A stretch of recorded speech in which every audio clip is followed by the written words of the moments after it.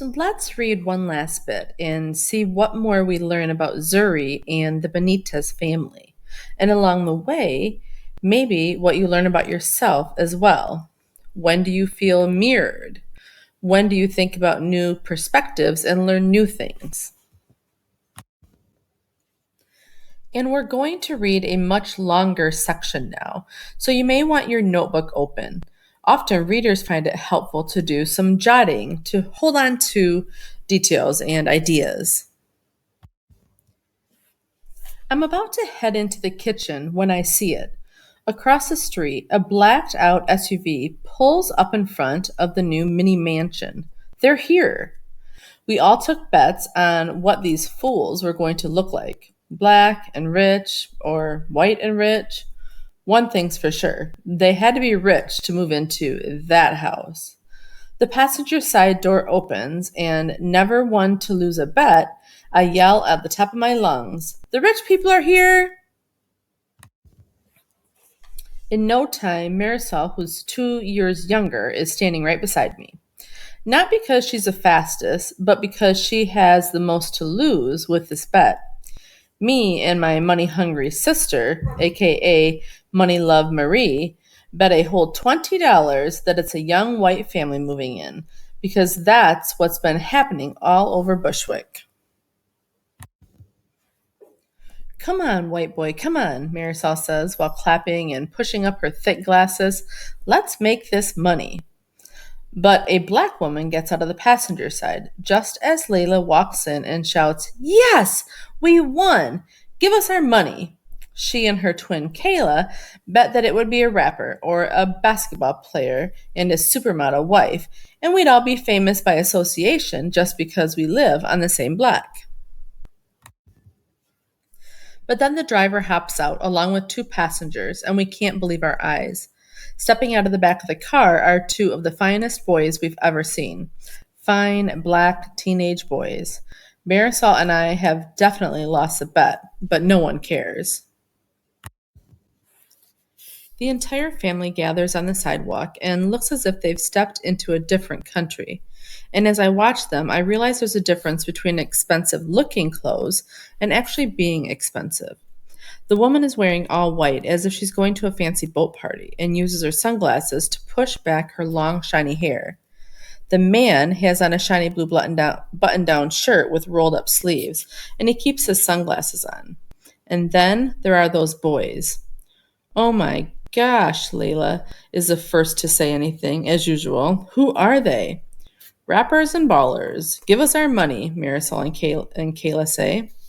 "No, they're not. Those boys look like they're from One Direction or something," Layla says. "Look at how they're dressed. I know a baller when I see one, and no rapper will be wearing them kind of shoes." "They're more like Wrong Direction. They don't look like they belong here," I say. "But they're cute. Are they our age? Let's go say hi." Kayla grabs her twin's hand and rushes out of the bedroom. The twins just graduated from middle school, and ever since they turned 13, it's been all about teen everything: clothes, music, and teenage boys. They have way more swag than me, Marisol and Janae put together with their matching outfits and hairstyles. I rush to follow my sisters, but Mama steps out of the kitchen and stops me in my tracks by holding a wooden spoon out in front of me. "Oh, no, you don't," she says with a hand on her hip. Then she turns toward the door. "Kayla and Layla, get back in here." The twins stomp back into the living room. "But Mama," Marisol says, "the new neighbors are here, and they're black." Mama brings down the wooden spoon and raises her eyebrows. Her hair is tucked beneath a colorful satin scarf, and her wide gold hoop earrings almost touch her shoulders. She's rocking her signature Brooklyn Loves Haiti t-shirt and pink velour sweatpants, even though it'll be hot as heck in that kitchen. A smidgen of bright red lipstick only covers her bottom lip, and the brush on her deep brown cheeks shows she's making an effort for Poppy. I know exactly what she's about to say, so I count down in my head. 5, 4, 3. "Zuri, you should have been at the laundromat by now. All the dryers will be full." Marisol, You sorted the darks already? Layla and Kayla, strip your beds and strip ours too if your father is up. Zuri, sweep the front stoop and the staircase when you get back. I want it all perfect for Janae, Mama says, in almost one breath. Then she walks right past us and into our bedroom to look out the window. When Mama kept having baby girls back to back, our parents decided to turn the big living room into a bedroom for all five of us. Mama and Pappy sleep in the bedroom in the back near the kitchen and bathroom, and what was supposed to be a dining room is where we all gather on the couch to eat and watch TV. In less than 1 minute, Mama returns from our bedroom wearing a big, bright smile. On second thought, I think y'all should go say hi to our new neighbors and sweep the front stoop while you're at it. I let my sisters rush out ahead of me as Pappy shuffles out of the back bedroom. Janae's home? He asked while scratching his potbelly. His thick curly fro is smashed on one side and one eye is bloodshot. He didn't get enough sleep. He's been working nights at the hospital cafeteria again. Mama shakes her head. No, but you can go introduce yourself to those nice folks across the street. He waves his hand. I already did. They came to check out the house last week. Poppy, why didn't you tell us, I say? What's to tell? He plops down in his usual spot on the recliner chair and grabs an old Howard Zen book that he's read 100 times. Poppy reads as if the world is running out of books. Sometimes he's more interested in stories and history than people. Zuri, you're coming? Kayla yells from downstairs. The whole block is used to our loud mouths by now, but I wonder what the new neighbors will think when we yell each other's names out from windows, down the block, and even from the corner bodega. Outside, Marisol and Layla are already across the street talking with the two boys. Their parents must have gone inside. Kayla grabs my arm, and before I know it, I'm headed across the street too. My little sister is holding my hand like I'm some kid, but by the time we step onto the curb, I pull away from her and cross my arms. Both of the boys look to be my age, 17 or so. They have smooth brown faces that look unreal. The forehead, eyebrows, and cheekbones of models. One of them is a little taller and slimmer than the other, but they definitely look alike.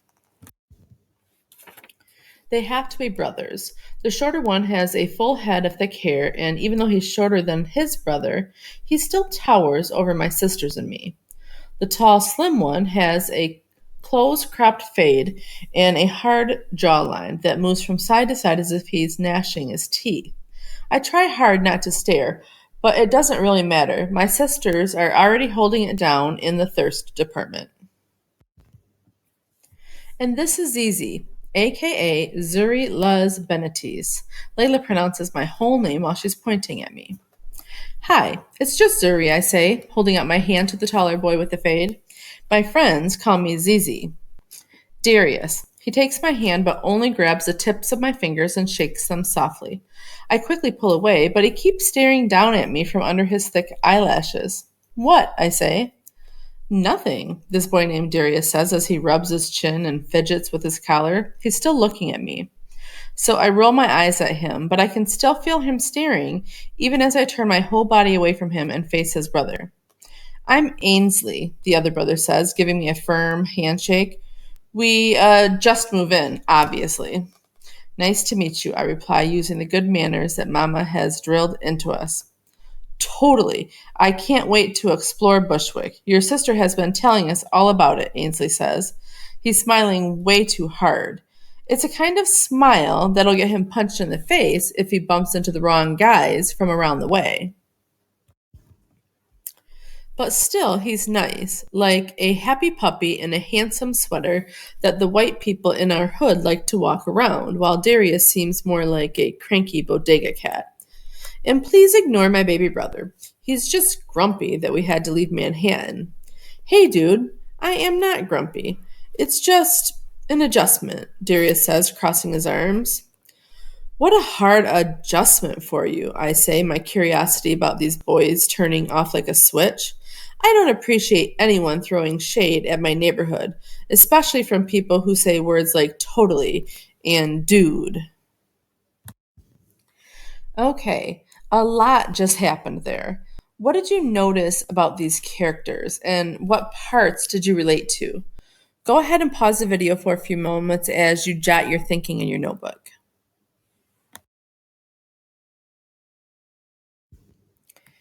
Readers, you're really reading now on two levels. On one level, you absorb the story, making sense of these characters and this place.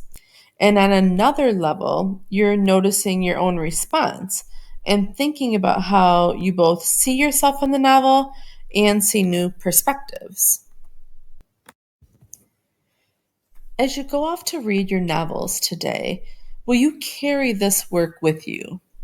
As you read in your book, of course, let yourself get lost in it, absorbing these new characters and places, learning as much as possible about them.